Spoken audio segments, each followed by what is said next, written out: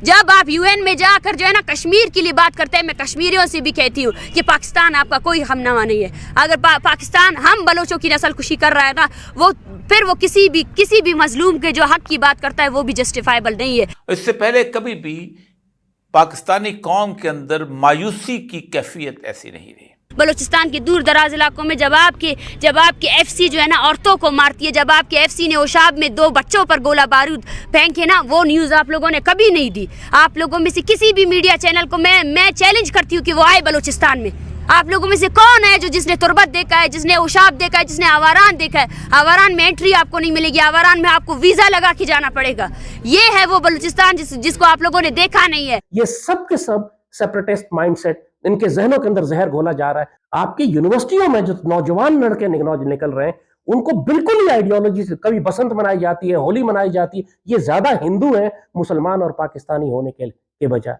तो दोस्तों, महरंग बलोच की अगुवाई में जो धरना इस वक्त बलोची भाई बहन इस कड़ाके की ठंड में दे रहे हैं, वो अभी तक लगता है ऐसा है कि सही डायरेक्शन में जा रहा है। लेकिन देखना यह है कि वो कब तक सरवाइव कर पाते हैं। अगर उनको मार पीट के वहाँ से हटा दिया जाता है, तब उनके बाद उनका जो रवैया है वो कैसा होता है, ये देखना अपने आप में इंटरेस्टिंग होगा। लेकिन कुछ पाकिस्तानी पत्रकार मैं देख रहा हूँ कि सपोर्ट कर रहे हैं इस धरने को, और इसलिए कर रहे हैं क्योंकि इमरान खान जेल में हैं और कहीं ना कहीं इनका 2 फ़ायदा है इस चीज़ से।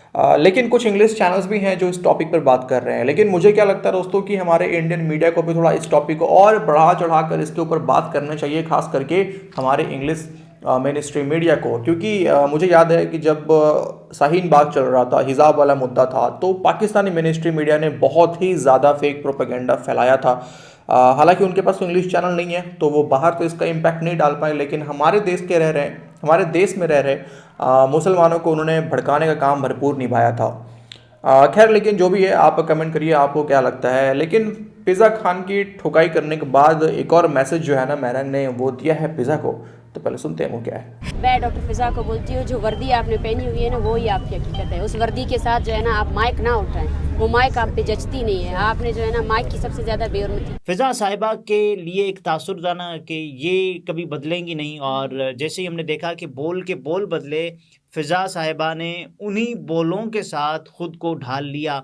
और जो फिजा साहिबा इमरान खान साहब के हक़ में पता नहीं ज़मीन आसमान की कल्लाबें मिला लेती थी, और उसी फिजा साहिबा को हमने ये कहते हुए देखा, बिल्कुल 180 डिग्री क्रॉस देखा फिजा साहिबा को। हम जानते हैं कि ये बलोच यकजहती कमेटी ने 6 दिसंबर से तुर्बत से मार्च किया, जो पंजाब के जनूबी पंजाब के इलाके डेरा गाजी ख़ान से, फिर डेरा इस्माइल ख़ान से होता हुआ जब इस्लामाबाद पहुंचा तो वहाँ पे पुलिस का बाकायदा एक क्रैकडाउन हुआ।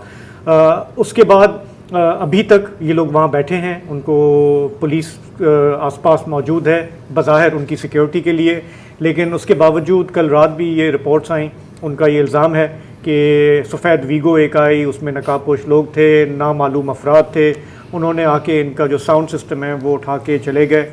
वहाँ पे जो लोग बैठे हैं, जो बूढ़ी औरतें हैं, जो बच्चे हैं, बच्चियाँ हैं, वो उन लापता अफराद की बाजियाबी का मुतालबा कर रही हैं जो कई साल से जिनका कोई नामो निशान नहीं है, और वो इस साउंड सिस्टम के ज़रिए अपनी बिपता बताते हैं, अपना तकारीर करते हैं। मैं यही कहना चाहती हूँ, अगर आज पूरी मीडिया मुझे देख रही है, आज पूरी दुनिया मुझे देख रही है ना, कि 70 सालों से बलोचों की खून रेजी को जस्टिफाई किया गया, ये 30 दिनों की तहरीक के साथ जो कुछ हो रहा है आपके कैपिटल में ना, वो उसका जीता जागता सबूत है। ज़हीर बलोच को 4 दिन से जो है ना अगवा करके रखा हुआ है इन्होंने। लापता अफराद के वो लवाकिन जो मार्च का हिस्सा बने थे, जो चाहते थे कि उनके प्यारे रिहा हो जाए, वो गिरफ्तार आपके जेलों में पड़े हुए हैं। आप क्या हमारे साथ मुज़ाकरात करेंगे? ये औरतें बोल रही हैं आप हमारे बच्चों को कैसे लाएंगे? आप लोगों ने और मर्दों को गिरफ्तार कर लिया, और मर्दों को जिबरी गुमशुदा कर लिया। ये औरतें ये बोल रहे हैं हम पुरअमन तौर पर आए, हमारे बेटों को अपने ये इमारत जिनको आप सुप्रीम कोर्ट कहते हो ना, वहाँ पे पेश करो ना। और आपका जवाब ये है कि आप इन औरतों पर जो है ना बंदूक बरादर लोगों को 3:30 बजे रात के पैर बुलाते हो ताकि ये लोग डर जाए। ये बेसिकली जो दहशतगर्द हैं उनका ये पॉलिटिकल कवरअप है, तवज्जो बटाने के लिए ये इनको यहाँ भेजा गया है।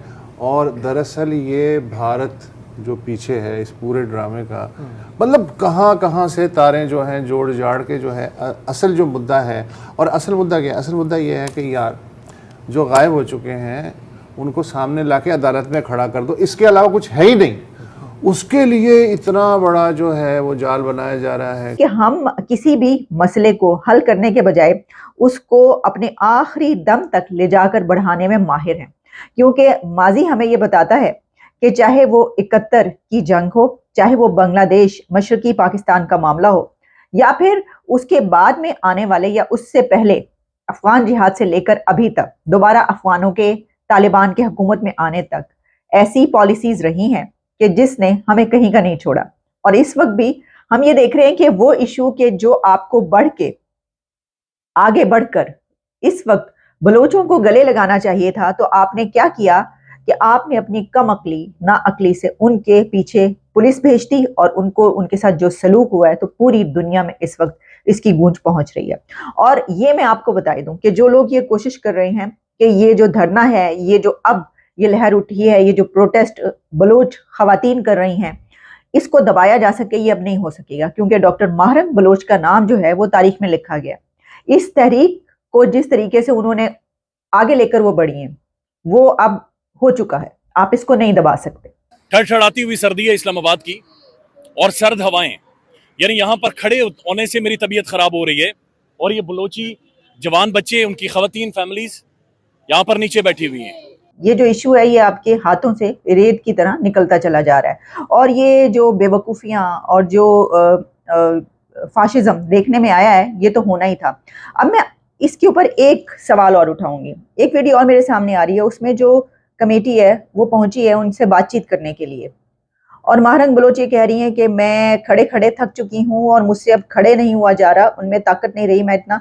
और फिर उनके साथ जो समी बलोच हैं वो ये कह रही हैं कि ये लोग बैठ जाएं जो बातचीत करने के लिए, जिसमें कि मिनिस्टर और जो भी मुर्तज़ा सोलंकी और जितने भी वो लोग वहाँ पर पहुँचे थे उनसे बातचीत करने के लिए कमेटी के, तो वो खड़े होकर उनसे बातचीत करें। मेरा सवाल ये है कि उन खवातीन के साथ, उन लड़कियों के साथ आप बैठ क्यों नहीं गए ज़मीन पर? मतलब जो जा रहे हैं नाराज़ बलोचों को, उनको मनाने का तरीका ये है कि आप उनसे जाएं और आप एक उनको ऑर्डर दें, या आप उनसे एक हाकिम की तरह बात करें, ठीक है ना, और आप उनके साथ बैठने के लिए तैयार ना हो ज़मीन पर। तो अगर इतनी ना कि अगर आपको शर्मिंदगी है उनके साथ ज़मीन पर बैठ के बात करने की, तो फिर ऐसे आप कैसे मनाएंगे? जिस वक्त मशरकी पाकिस्तान का मामला था, तो उस वक्त जब बंगाली ये कह रहे थे और शेख मुजीबुर रहमान जो है क्या क्या कह रहा था, तो उस वक्त आप उसकी बात सुनने को तैयार नहीं थे, और आप एक ऐसा ही एटीट्यूड उसके साथ इख्तियार कर रहे थे जिसमें ऐसा लगता था कि ये यहाँ तक कहा गया कि वो तो काले, छोटे और इस तरह के बंगाली कहा गया। आज देखिए वो कहाँ पर हैं, उनकी जीडीपी कहाँ पर है, उनका मुल्क कहाँ पर है, और इतनी ज्यादतियां उनके साथ की गई। और फिर वो जो एक माइंडसेट है वो अभी तक हमें तब्दील होता हुआ बिल्कुल नजर नहीं आ रहा। आपने देखा होगा कि इमरान खान को खुले दिल से सपोर्ट करने वाले जितने भी पाकिस्तानी एंकर थे, सब ने नौकरी छोड़ दिया। कोई यूट्यूब चैनल चला रहा है तो कोई कहीं गायब हो चुका है, पाकिस्तान से बाहर भागा हुआ है। इकलौता फ़िज़ा ही ऐसी एंकर है जो पहले इमरान खान के सपोर्ट में गाने भी गाया करती थी, इमरान खान के लिए सब कुछ किया करती थी, और अब उसी इमरान खान को वापस से गालियाँ भी दे रही है। मतलब यू टर्न मानना अगर किसी ने इमरान खान से सीखा है तो वो फ़िज़ा है, यानी कि फ़िज़ा कल्टीमार है। और आइए बढ़ते हैं वीडियो में आगे, और आगे बढ़ने से पहले अगर आप चैनल पर नए हैं तो लेटेस्ट वीडियो देखते रहने के लिए चैनल को सब्सक्राइब जरूर से करें।